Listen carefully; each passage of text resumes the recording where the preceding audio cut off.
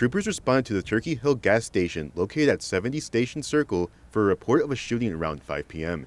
Through interviews, troopers determined that Rushedia Wilson had been exchanging custody of her 4-year-old daughter with Joseph Feliciano when a physical domestic dispute ensued. At some point during the struggle, troopers say a single shot was fired from a 9mm pistol. The shot struck Feliciano in the leg, but the injury was non-life-threatening. Feliciano was transported to Lehigh Valley Cedar Crest for treatment. No charges have been filed against either party at this time, but the incident remains under investigation. State police say the shooting was an isolated incident, and there is no immediate threat to the public. Anyone who witnessed the incident is asked to contact Pennsylvania State Police at 570-459-3890. The president of the Dominican House in Hazleton will soon be heading to trial. Victor Perez has admitted to shooting Bernardo Perez in the 100 block of Vine Street in Hazleton on October 1st after a long-standing feud between the two men. The two men, who are not related, faced each other for the first time since the incident during a court hearing on Thursday morning. During the hearing, officials say Victor Perez insisted his actions were in self-defense, while Bernardo Perez claimed that Perez attacked him. The judge has ruled that there was enough evidence to send the charges to trial. Victor Perez was released on bail, and his formal arraignment has been scheduled for February 5th. A Scranton business held a ribbon cutting for a new location in Hazleton on Thursday. Founded in 2012, Center City Print is a printing and graphic design company with locations in Scranton and Kingston. Now, Chief Marketing Officer Dave Graff says the company is excited to open a new location at 582 Susquehanna Boulevard in Hazleton. This location was interesting to us, especially with our commute from the Scranton area. It was easy on and off of Interstate 81. It serviced the greater Hazleton community in a easy way, but we weren't embedded into the downtown community. But it allowed us to have the traffic we were looking for, connection to the industrial park that we really were looking for to expand into, and also gave us a sense of community outside of downtown Hazleton into the greater Hazleton area. Graff also told us about the services the business will now be providing to the greater Hazleton community. So we're a full-service printing company. We can be as hands-on as you'd like us to be with graphic design and advice given as needed, or we can simply print an order for you as simple as a black and white color copy, or we can build a full suite of bridal information, marketing materials, or anything that a small business or medium business may need to promote their brand. Graff emphasized that the business is a community print partner and not a franchise. According to Graff, the employees are looking forward to building meaningful relationships in the community. We're excited to bring, honestly, ourselves and the relationships we're going to make as we grow into this community. We have a team of graphic designers that works at all 3 of our locations. We're really happy that when we can put a smile on someone's face, whether it's for a personal birthday card or it's the wow factor they're looking for their brand, our team's always happy to help, and we can't wait to grow those relationships with the clients in this area. Center City Print is open Monday through Friday from 10 a.m. to 6 p.m. Customers can also shop online anytime at centercityprint.com. Honest Abe's Business and Tax Services is collaborating with Toys for Tots for their Winter Wonderland Holiday Extravaganza. The event begins today, December 1st, and will run for both this weekend and the following weekend. Winter Wonderland gives families in need the opportunity to get toys for their kids during the holiday season. We spoke with Winter Wonderland organizer Alice Horton, who told us more about the event. We are doing Winter Wonderland for Toys for Tots. Our office was taken over by Christmas. Every nick and cranny and corner is all covered by Christmas. We have every possible theme. We have tricky trays and crafts for sale. We have holiday treats and holiday drinks for you to enjoy. We want you to bring your family out and enjoy the decorations, give a cash donation, or unwrap toys for the children. We have the U.S. Marines out here, for they are part of Toys for Tots. And we want you to come and enjoy all the decorations, enjoy the spirit of Christmas, and enjoy some holiday treats. Winter Wonderland gives the Office of Honest Abe's the chance to show their festive side, which Horton was very excited for. We decided we wanted to decorate the office for Winter Wonderland, and we wanted others to enjoy it, other than just our staff. And so I always like to raise money for charitable organizations, and I've always had my grandchildren. And what better group to work with than Toys for Tots? Horton is grateful for the opportunity to give back to the community with Toys for Tots and believes it's an important organization for families during the holiday season. Toys for Tots makes sure that kids that need toys get toys. So many families can't give their kids the toys because the financial structures have broken down so much. And so, although I may not be able to totally give a whole family toys, Toys for Tots can make sure whole families get the toys they need. Winter Wonderland begins today from 6 to 9 p.m. at Honest Abe's Business and Taxes in Hometown. The event will also run on Saturday from 5 to 8 p.m. and Sunday from 1 to 5 p.m., as well as the following weekend at the same times. Coming up on WYLN News, 2 people are wanted by Kingston Police. Plus, the MPB community players will soon be bringing 3 holiday concerts to the Hazleton area.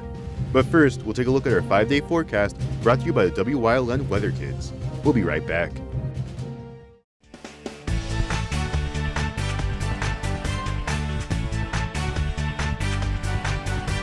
My name is Abby, and my work will be cloudy.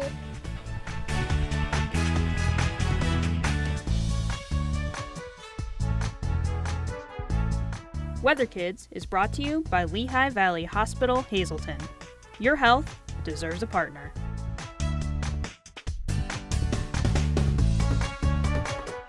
We want your child to be our WYLN Weather Kid. Your child can be our feature weather reporter of the day on WYLN News and WYLN social media posts just by using your smartphone or any video recording device. It's easy. All ages are welcome, from toddlers to teens. To find out how, go to the weather section of WYLNTV.com or look for our post about it on the WYLN News Facebook page. Submit your Weather Kid video today. Lehigh Valley Topper Cancer Institute brings the next level of cancer care to the greater Hazleton region. The new cancer center on the campus of Lehigh Valley Hospital, Hazleton is now open and offers an advanced radiation therapy program, an expanded infusion suite with private treatment rooms, and the latest telemedicine technologies.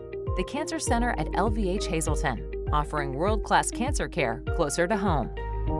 To learn more, visit lvhn.org/Hazleton Cancer Center. The sisters at Holy Annunciation Monastery are in desperate need of newspaper for bedding for their horses. You can drop off your old newspapers at the monastery at 403 West County Road in Sugarloaf, Pennsylvania, or call them at 570-788-1205 for pickup. Your guide to everything Pocono Mountains is PTN, the Pocono Television Network.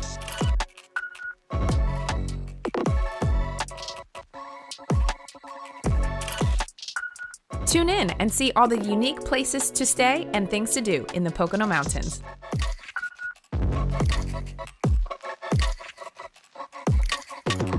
Watch PTN on WYLN.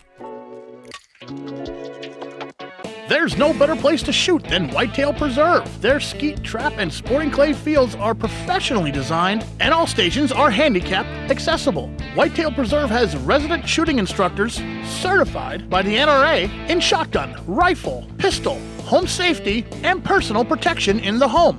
Whitetail can also cater any size event, whether it be a private party, corporate event, or wedding. Call 570-384-2314 for more information. Welcome back to WYLN News. The Kingston Municipal Police Department is attempting to identify 2 individuals wanted for questioning. Police say the individuals shown on screen were involved in an incident in the Kingston Borough. The individuals were last seen operating the gray GMC Terrain shown on screen. Anyone with information regarding the identity of the individuals is asked to call Kingston Police at 570-714-0377. The MPB community players will soon be bringing a collection of holiday music to 3 local churches in the Hazleton area. We spoke with MPB players member Barbara Volusius about how these concerts came about. This is a gift to the community, and since we're all from different parishes and actually different different denominations. We just love to sing together, and we love Christmas. And we thought this would be a great way to just give back. And we started with the MPB church, performing there, and it just blossomed. The group will hold 2 concerts on Sunday, December 3rd. One of the performances will be at the St. John Bosco's Church in Cunningham at 2:30 p.m. The other will be held at Most Precious Blood Church in Hazleton at 7 p.m. A third performance will also be held at St. Joseph's Church in Hazleton on Wednesday, December 6th at 7 p.m. Volusia said the concerts will feature a variety of choral music so that there is something for everyone. It's a mixture of all different kinds of music. It's secular and religious, it's contemporary and traditional. We have a little gospel, we even have a little bit of country. Each of the performances is free of charge, but donations will be accepted to benefit the host churches. Each of the performances is free of charge, but donations will be accepted to benefit the host churches.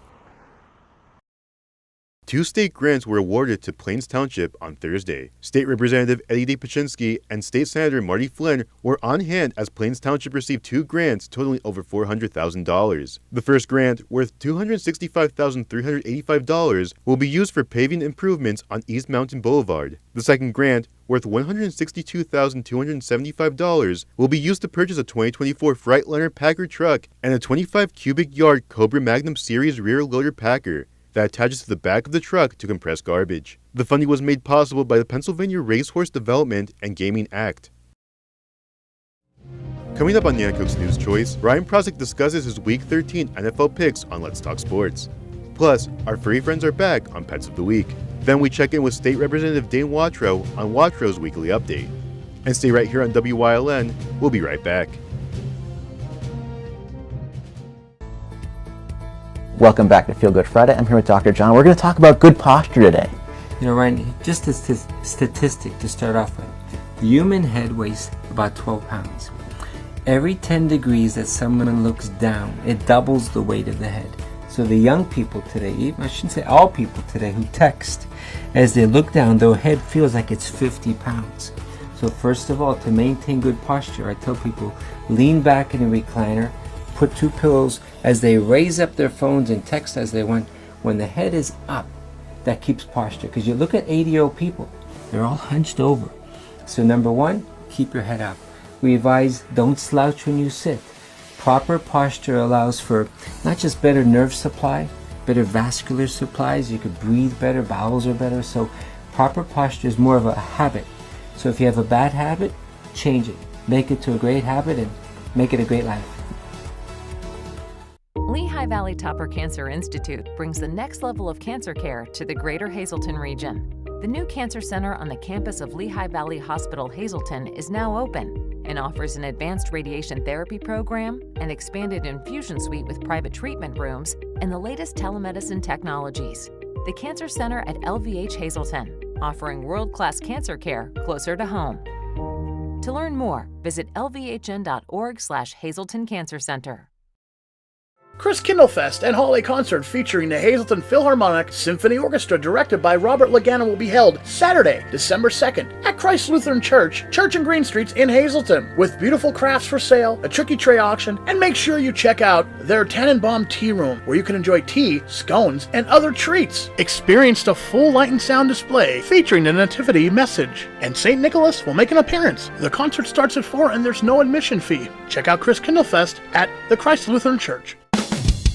PPW Nation, get ready for the best of PPW Season 2. Join Paul Bowe, E. Julius Kuiper, Alexander Bravado, Tom Mitchell, and Alex Watt as we take you down memory lane and relive some of the best PPW matches of all time. Saturdays at 5 p.m., Sundays at 10 p.m., only on WYLN.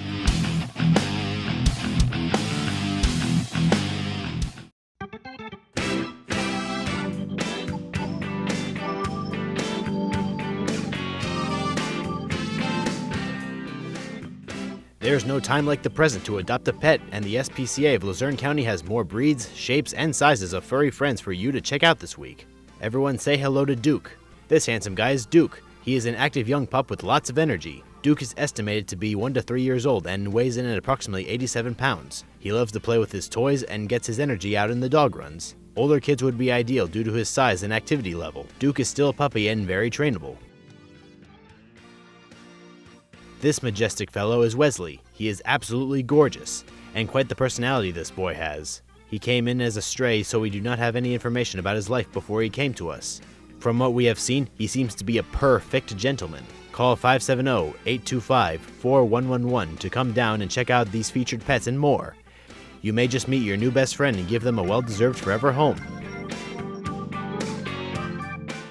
If you're looking for an affordable pre-owned car or truck, Chura's Auto Sales has a great lineup of clean, dependable, and quality vehicles. Stop in 610 North Broad Street, West Hazleton, 570-454-7229. Your guide to everything Pocono Mountains is PTN, the Pocono Television Network.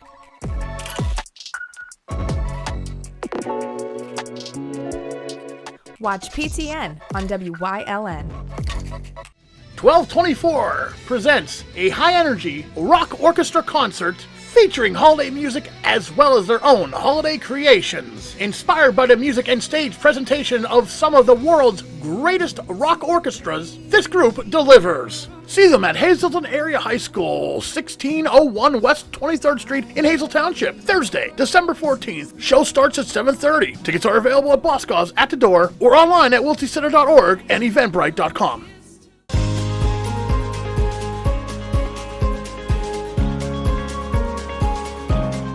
Hello, I'm Wyln historian Chris Fulmer. Pennsylvania's communities are filled with interesting history. Come with me as we discover the people, events, industries, and other historic facets of local towns.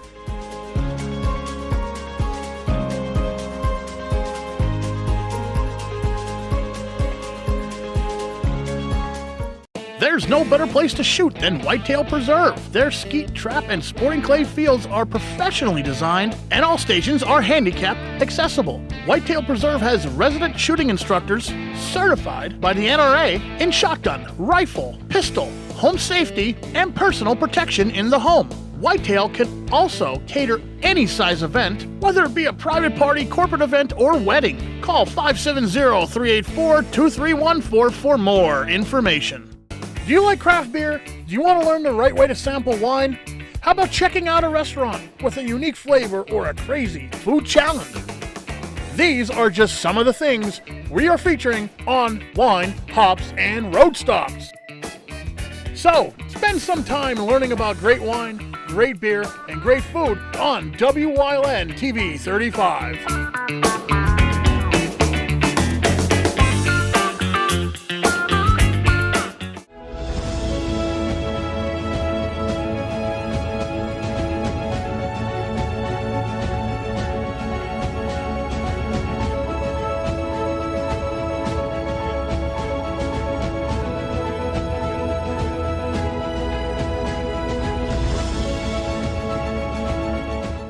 Welcome to Watro's Weekly Updates. I'm here with State Representative Dan Watro. Dan, how's it going? Very good. Thank you again for having me here this week. Always a pleasure to have you. But we got some things to get into, so let's waste no time and get right into it. I know. We don't have much time, so I brought some notes because I don't want to miss anything this segment. Very important not miss anything, but you have an event coming up, and we're going to talk about that first. Yes, December 11th, Teletown Hall. I found out that these are the most effective town hall meetings to have.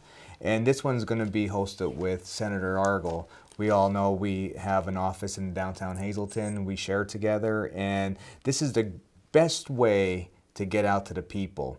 The last town hall meeting I had was about 3 weeks ago, and we had over 1,000 people on the town hall. Not everybody could make it into a facility, into a place to come and meet with us, so we figured out, let's burst out phone calls. We have numbers in our system that goes out to people. Or they could even call in. And if they call in, they get put in a queue, they ask us a question, and we speak directly to them.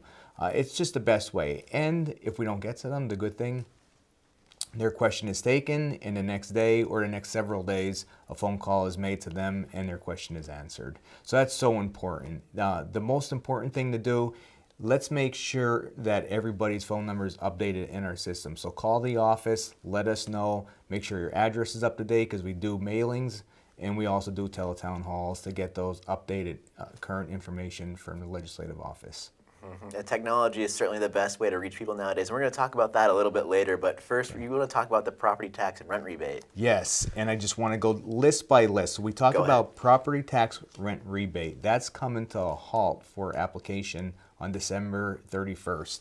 Just a few things I want to go over. Seniors 65 and older, widowers 50 and older, permanently disabled 18 and older are eligible for this. Now, homeowners can make up to $35,000 a year, okay? Now, renters, $15,000 a year to be eligible for this property tax rent rebate program. With that being said, though, only half of the amount of their Social Security is added in that figure. So if you have a question about it, the best thing to do, call our office. We could maneuver and walk through that whole thing. That's super important. That's coming to a close December 31st. Awesome. People should definitely know about that. And the next topic we talked about a little bit before, but you want to mention it again, LIHEAP. So tell the people about that if they missed it. Heating assistance. That is so important, especially for our older, disabled seniors, and just you have families. Money's tight for everybody. We go to the grocery store. I know when I go shopping, it's like, oh, look at that price went up, that price went up. People can't afford it anymore. And I just encourage everybody to give my office a call. We could find out if you're eligible for this home heating assistance program and get you set up for it. It's nothing, it's a simple phone call. That's it. And that's what we're here to do. We're here to serve. Yep, it's getting cold out right now. I mean, it's already really cold out. But and that program just opened up. So let's get everybody a call. And then they have until when to apply for that? That would be the beginning of April. I believe it's April 2nd. It's somewhere within that first week. So the best thing to do, please call the office, 570-453-1344. Yep, definitely call the office if you need any assistance.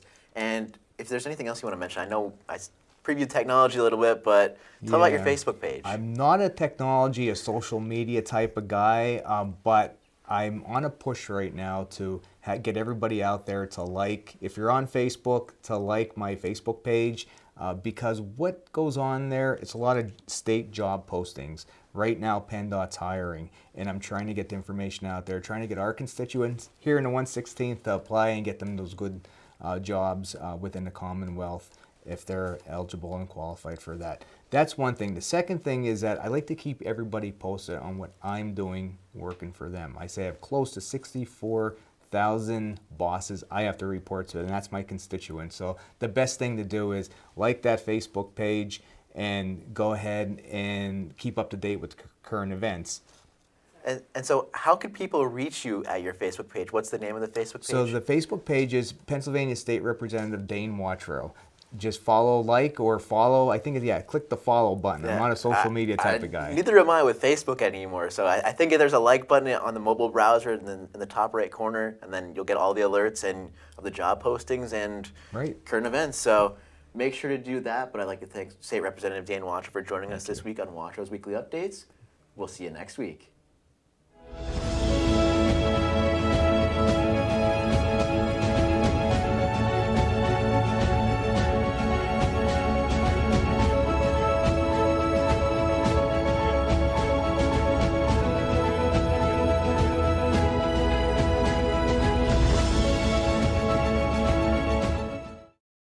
And that does it for the news. Remember, the source matters now more than ever. Catch all the latest news and updates on our YouTube, Facebook, or at our website at wylntv.com. Stay with us for a look at the weather.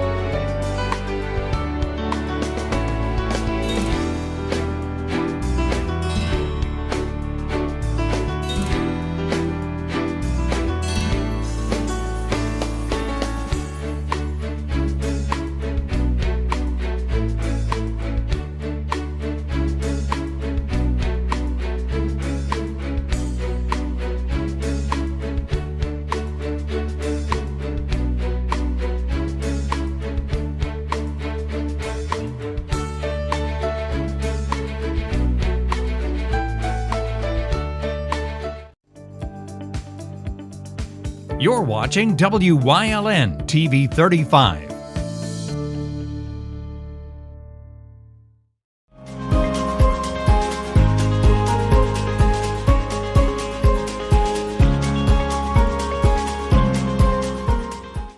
The Susquehannock tribes that inhabited the land along the Delaware River in what is today's central Columbia County called their land Beauchamp, or Beautiful Fields. It was to this area in 1772 that James McClure ventured from Lancaster County. He would become the first permanent settler in the region when he built a log cabin alongside the river. His son James McClure Jr. would be born 2 years later, the first European born there. McClure soon built a stockade around his house that would become known as Fort McClure. This structure would be garrisoned during the latter stage of the Revolution by a Pennsylvania militia led by native fighter Moses Van Campen after the unit had abandoned the nearby Fort Jenkins in September 1780, a mere year after it had been built. The natives subsequently burned the remains of Fort Jenkins, the land around which would then be owned for many years afterwards by James Wilson, a signer of the Declaration of Independence. By the turn of the 19th century, a rudimentary village had started to take shape in the area. Perhaps the foremost of these early structures was a log church built in 1793, St. Paul's Episcopal Church. St. Paul's today is the oldest continuous religious organization in town, currently serving in its fourth building, which opened in 1870. As for the town itself, it would be formally laid out by the Eyre brothers, Ludwig and John Adam.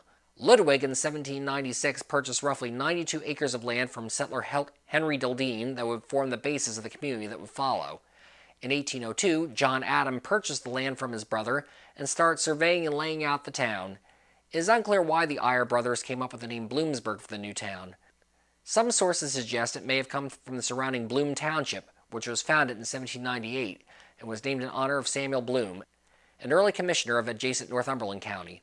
Others hint that may have come from several early settlers of the town who had originally hailed from Bloomsburg, New Jersey.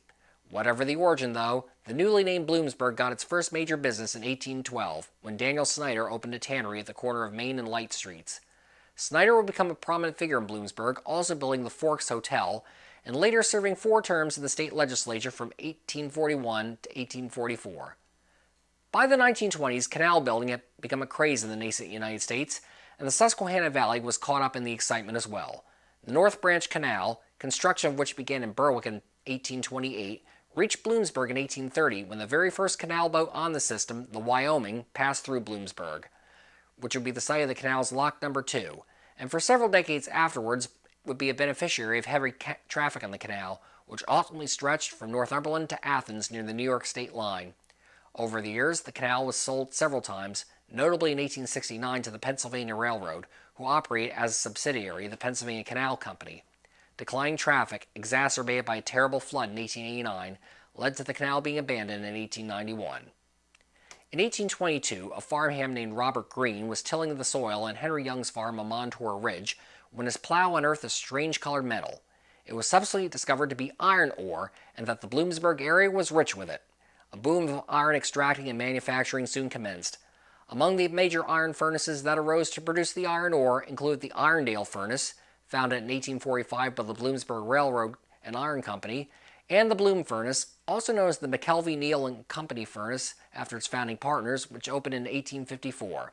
For close to 50 years, iron mining and processing would be Bloomsburg's keystone industry, what the town was best known for. Since its founding in 1813, Columbia County seat had been in Danville, as the county originally encompassed today's Montour County, as well as part of today's Schuylkill County.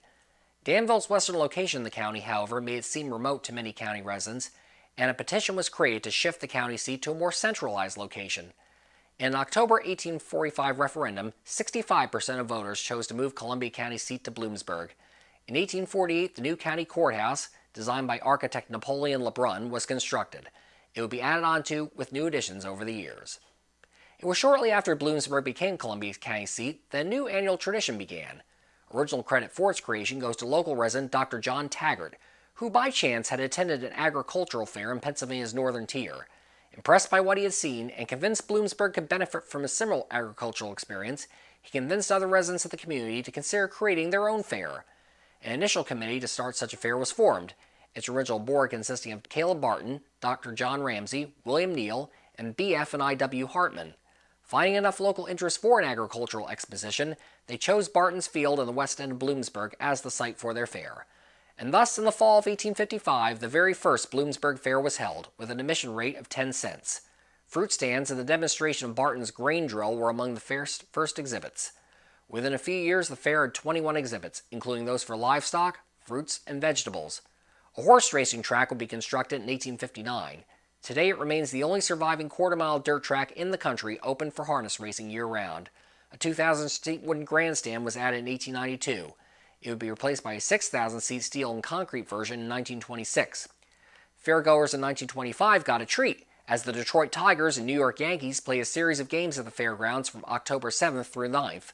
The series had been set in motion by Yankees pitcher Bob Shockey, who had gotten his start on a semi-pro team in Bloomsburg in 1910. The Tigers won the first two games by scores of 7-6 and 7-5, while the third game would be rained out. Through it all, the years since, the Bloomsburg Fair has grown to become the largest fair in all of Pennsylvania, having expanded over the years from its original single-day run in 1855 to an 8-day slate of events today. At the same time, another community institution was coming to prominence as well. It had been initially founded in 1839 as the Bloomsburg Academy, but was inactive for many years thereafter. That would change, however, with the arrival of Henry Carver as principal in 1866. Taking charge of what was then called the Bloomsburg Literary Institute, Carver led an expansion of the school, the hallmark of this perhaps being the building bearing his name as Carver Hall, built in 1867, that remains the school's landmark. In 1869, it was accredited as a state normal school, with a strong emphasis on teachers' education. The name changed again in 1916 when the Commonwealth bought the school, now calling it Bloomsburg State Normal School, then once more changed it in 1927 to Bloomsburg State Teachers College. During World War II, naval training classes were held on campus, which the subsequent Navy Hall got its name from. In 1960, the name changed yet again, this time to Bloomsburg State College, and an expanded curriculum was introduced. A final change to the current name, Bloomsburg University of Pennsylvania, took place in 1983, with the introduction of the state system of higher education, which the university remains a core member of today. By the 1850s, the canal era was beginning to come to an end, superseded by the quicker and more efficient railroads. The first railroad to reach Bloomsburg was the Lackawanna and Bloomsburg Railroad, which opened in town in 1858. Running from Scranton to Northumberland, it operated through 1873, when it was bought out by the Delaware, Lackawanna, and Western Railroad. Other iron roads would come to Bloomsburg over the ensuing decades. By the turn of the 20th century, four major railroads, the Delaware, Lackawanna, and Western, the Philadelphia and Reading, the Pennsylvania Railroad, and the Bloomsburg and Sullivan Railroad, ran through Bloomsburg, each offering countless jobs for locals. By 1870, Bloomsburg leaders were prepared to formally incorporate the community. There was a problem, though. It proved impossible to separate the urbanized area from the rest of Bloom Township without leaving the latter with too few people to have an effective township government. A solution came from the state legislature, courtesy of Senator Charles R. Buckalew, himself a Bloomsburg native. Buckalew expanded the boundaries of Bloomsburg proper to include all of Bloom Township, which thus ceased to exist. And during the March 4th, 1870 session of the state legislature, Bloomsburg was officially incorporated as a town, as compared to a borough. To this day, Bloomsburg calls itself the only official town in Pennsylvania for this reason. This was but one accomplishment in a long career in politics for Buckalew, who had previously served in the U.S. Senate from 1863 to 1869 and would subsequently run unsuccessfully for the state governorship in 1872.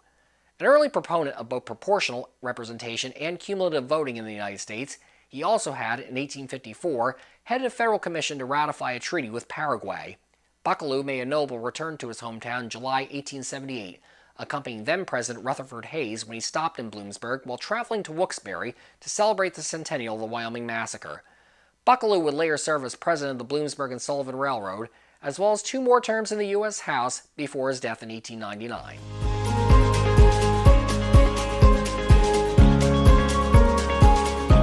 The sisters at Holy Annunciation Monastery are in desperate need of newspaper for bedding for their horses. You can drop off your old newspapers at the monastery at 403 West County Road in Sugarloaf, Pennsylvania, or call them at 570-788-1205 for pickup. Your guide to everything Pocono Mountains is PTN, the Pocono Television Network.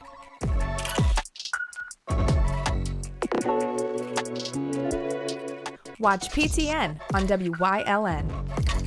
We want your child to be our WYLN weather kid. Your child can be our feature weather reporter of the day on WYLN News and WYLN social media posts just by using your smartphone or any video recording device. It's easy. All ages are welcome, from toddlers to teens. To find out how, go to the weather section of WYLNTV.com or look for our post about it on the WYLN News Facebook page. Submit your Weather Kid video today. There's no better place to shoot than Whitetail Preserve. Their skeet, trap, and sporting clay fields are professionally designed, and all stations are handicap accessible. Whitetail Preserve has resident shooting instructors certified by the NRA in shotgun, rifle, pistol, home safety, and personal protection in the home. Whitetail can also cater any size event, whether it be a private party, corporate event, or wedding. Call 570-384-2314 for more information. Do you like craft beer? Do you want to learn the right way to sample wine? How about checking out a restaurant with a unique flavor or a crazy food challenge? These are just some of the things we are featuring on Wine, Hops, and Road Stops. So, spend some time learning about great wine, great beer, and great food on WYLN TV 35.